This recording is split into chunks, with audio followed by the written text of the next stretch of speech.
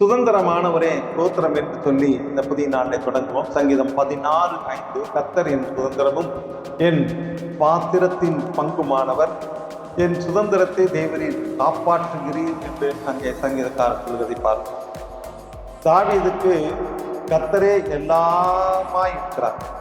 கர்த்தரே தன்னுடைய ஆசீர்வாதத்தின் பங்காளராக இருக்கிறார். கர்த்தர் தனக்கு கொடுத்திருக்கிற பங்கு மிகவும் சேசித்ததாயும் என்று கருதுகிறார். கர்த்தரை துதிக்கிறார். தாவீதுக்கு நேர்த்தியான இடங்களில் பங்கு கிடைத்திருக்கிறது.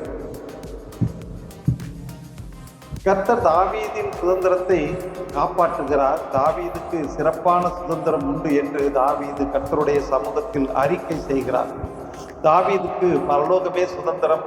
பரலோகத்திலே நாம் அனுபவிக்க போகிற நித்திய இளைப்பாறுதலிலே நமக்கு மெய்யான ஆசீர்வாதம், அதுவே நம்முடைய நித்திய நன்மை.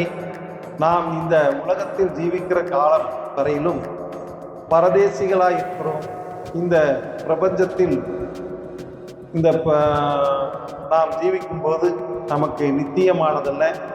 பரலோகத்துக்கு செல்லும் பாதையில் இந்த பிரபஞ்சம் வழியில வருத்தப்படுகிறோம்.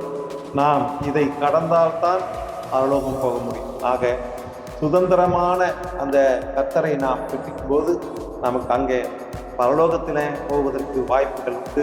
தேவனை சார்ந்திருப்போம். கர்த்தர் நம்மை ஆசீர்வதிப்பாராக. ஆமென்.